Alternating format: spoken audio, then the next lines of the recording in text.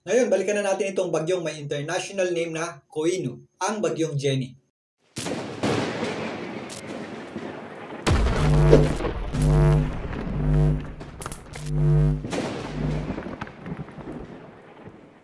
Welcome po muli sa Philippine Weather Trivia. Again, para po sa mga bago sa channel na to, ako nga pala si Alvin Pura, isang meteorologist at ang inyong weather tito. So ito pong bagyong Jenny ay ang pang-10 bagyo natin ngayong taon at may international name na Koinu. Japan po ang nag-contribute ng pangalan na yan, ang ibig sabihin ay papi. Ang bagyong Jenny nga po ay may lakas na hangin na nasa 65 km per hour, malapit sa kanyang gitna at may mga pagbugsong umabot sa 85 km per hour. Ito po ay nasa tropical storm category. Ayon sa pinakahuling ulat ng Pag-asa, ito po ay nasa around 995 kilometers ang layo, silangang bahagi ng Central Luzon. So again, kung papansinin natin itong ating satellite image, nandito po banda yung kanyang gitna at sentro.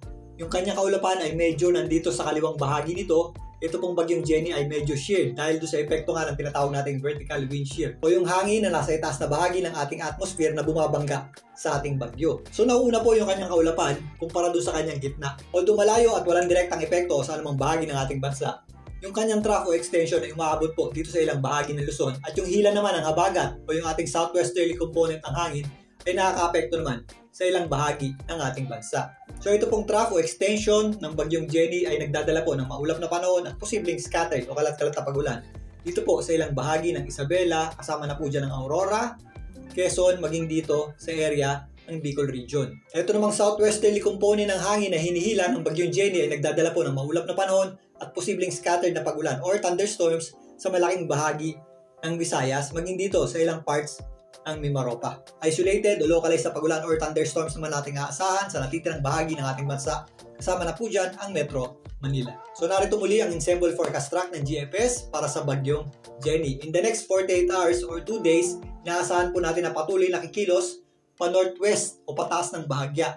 Ito pong bagyong Jenny. Kasabay niya na yung unti-unting paglakas nito habang binabaybay itong Philippine Sea.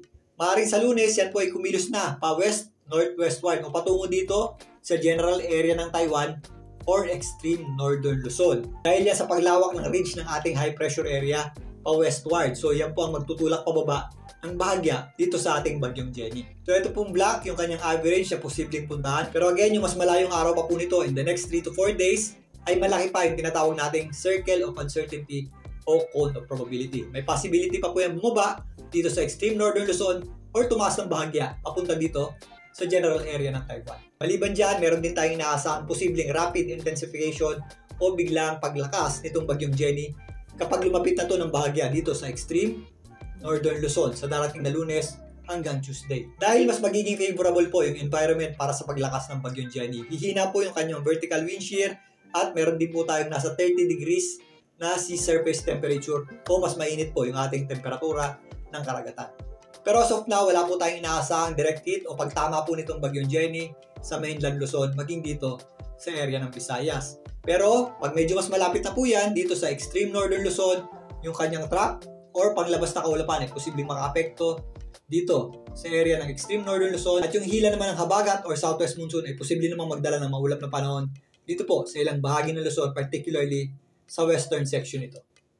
So although malayo pa at wala pang direktang epekto sa anumang bahagi ng ating bansa, ito pong bagyong Jenny, mag-ingat din po tayo sa mga posibleng epekto ng mga pagulan dulot ng kanyang trough o extension, maging doon sa southwesterly component na hangin na hinihila itong bagyong Jenny. And in the next 3 to 4 days, paglapit po nitong bagyong Jenny, dito po sa may bandang extreme northern Luzon, mas madadagdagan din po ang mga lugar na posibleng makaranas ng mga pagulan dulot ng kanyang panglabas na kaulapan at ng ating habagat or southwest monsoon. Paghandaan din po natin yan. Bukas nabayanan po muli ang ating update para dito sa bagyong Jenny. Muli ito po ang inyong weather tito para sa Philippine Weather Trivia.